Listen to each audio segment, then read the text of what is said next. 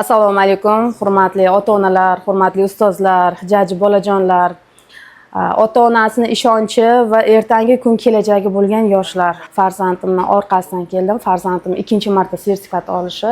Aynan ommaviy axborot vositalarini yuritish bo'yicha mas'ul bo'lib ishlayman-da, o'zim ham yuritaman-da. Sizlarning bilimlaringizni, yuzlaringizni yorug' qilib berish, ota-onasini ishonchini oqlashni men juda ham xohlayman hamda omad tilab qolaman. Mana bu sensorikaga kelishni maqsad qilganimda, to'xtamga kelganimda hozir siz aytib o'tyapsiz, zamonaviy kasblardan biri. Chunki bugungi kunda kompyuter bilmaslik, bugungi kunda ijtimoiy tarmoqlardan to'g'ri foydalana olmaslik, noto'g'ri yo'llarga boshlash bilan katta o'zi bilmagan, hattoki aytib o'tdingiz, hozir bittagina like 12 yilga qamoq jazosi bilan belgilanish, ozodlikdan mahrum qilinishigacha olib borish tushunmaslik. Mana shu jihatlardan keyin aldanib qolmaslikdan, kiberhujum, kiberxavfsizlik bo'yicha farzandlarimizni biz tarbiyalashimiz kerak. Bunda kiberxavfsizlikka tarbiyalash bu sizlar orqali, sizning qo'llaringiz bilan biz tarbiyaladik farzandlarimizni. Kompyuterini, telefonini biz kontrol qilmaymiz, nazorat qilmaymiz, chunki bilamiz. Bu o'g'limiz mana shu yerda kelib o'qiyapti. Kompyuterdan ham, telefondan ham bugungi kunda maqsadli foydalanyapti.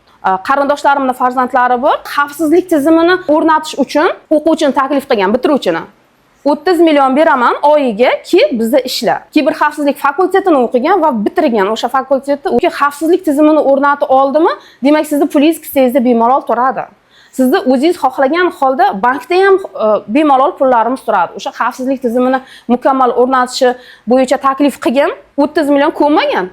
Bitiruvchi 4-kursni bitirgan, hali hayotda katta pul nimaligini bilmagan o'quvchi o'zini bilimini to'g'ri baholay olyapti va отказ qilyapti. Rad qilyapti. 30 million. Siz bilan men orzu qiladigan oylik-ku bu, to'g'rimi? Lekin bitiruvchi отказ qilyapti. Nima sababdan? Chunki aytayapti, yo'q deydi. Men deydi, bir kunda deydi, 20 million topaman deydi. Men deydi, vaqtimda deydi, ertalabdan kechgacha tizim asosida soat 8 dan 8 gacha ish rejimi asosida birovga bo'ysungan asosida deydi, men deydi ishlamayman deydi. 30 million juda kam deydi. Bir kunda 20 million topaman. Aynan 20 million topish o'zini bilimini to'g'ri baholay olishida. Yagona bir mutaxassis sifatida, kuchli bir mutaxassis sifatida shakllantira olgan o'quvchi, bitiruvchi o'quvchi. O'zini ustida ishlagan, chuqur ishlagan. Rahbariyat iltimos qilyapti, mayli. Qanday tizimda ishlaysan, lekin bizga ishlashing kerak. Yo'q dedi, ishlayman, mayli, faqat 0.25. Bu degani oyiga 4 marta boraman, 30 million pulingni berasan. Oyiga 4 marta degani bir oyda. Har hafta 1 marta boraman, 2 soatdan boraman. Ko'ryapsizmi? Bilimi qanchalik kuchli bo'lsa, qanchalik o'zini yetuk mutaxassis qilib shakllanishiga izlangan o'quvchi o'zini to'g'ri baholayapti va talabini qo'ya olyapti bugungi kunda. Mayli. Bir haftaga 2 soat kelib ketsang ham mayli. O'zingga qaysi kun qulay bo'lgan kunda kelib ketsang ham mayli. Faqat bizda ishlagin. Bizni xavfsizlik tizimini anaqa obnovit qilib turgin. Yangilab turgin. Chunki kundan kunga kuchlidan kuchli ko'p. O'g'irlar ham o'zini ustida ishlayapti, zamonaviylashib ketyapti. Siz bitta xavfsizlik tizimini yaratdingizmi? O'g'irlar o'sha xavfsizlik tizimini buzib kirishga o'zida yanada bilim olyapti-yu va buzib kiryapti. Demak, o'g'ri hozirgi kundagi mutaxassislardan da kuchli bo'lishga harakat qilyapti. Ular ham o'zini ustida ishlayapti.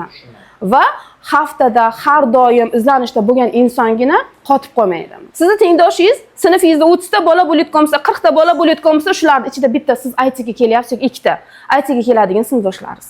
Demak, sinf qatlamida sinfdoshlaringiz o'rtasida siz bir pog'ona, 2 pog'ona yuqoridasiz. Xalqaroga topshirishi va yaxshi natijani qo'lga kiritishini juda ham xohlayapman. Ingliz tilidan ham tayyorlanib yuribdi. Ingliz tilidan ham oladi, Xudo xohlasa.